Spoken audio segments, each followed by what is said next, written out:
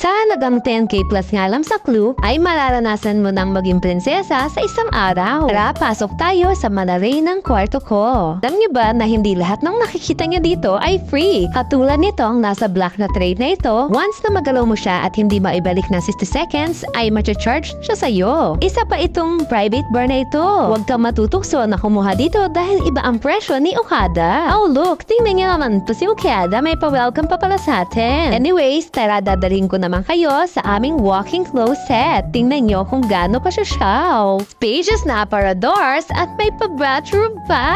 Tara, punta naman tayo sa napakalawak at napaka-social na bathroom namin. Ito ang pinaka-favorite ko sa Okada. Tingnan mo naman kung gaano kalawak ang powder room nila. Ang sink para sa aming dalawa lang. Roberto Cavalli toiletries yan. Tapos itong napakalawak na bathtub. Look kung gaano kasosyal ang mga toiletries nila. Roberto Cavalli soap. Yun na kailangan magdala ng shampoo at conditioner and shower gel dahil may pepper din si Okada na Roberto Cavalli again. Ito ang napakamahal niyan sa market. Alam mo ba na yung toilet bowl nila ay Japanese style intelligent toilet, motion sensor lid, and warm water wash yarn, plus wireless control. Alam mo ba na control mo lahat dito gamit ang Digibally tablet, ilaw, cortina, and even TV. Handa na ba kayong makita ang breathtaking view namin? Oh, wow! Bay view, the sunset view. Libre nga palang i-request kung gusto niyo ng bay view or fountain view. Ito nga pala yung napili namin para kahit umaga, kitang-kita yung view. Pa-sunset pa yan. Alam mo din ba na kapag nagbukas sa Klook ng room ay may access ka na rin sa Cove Manila na heated pool at napakaganda. Napakalawak at Instagrammable pa. At ito naman ang kanilang indoor pool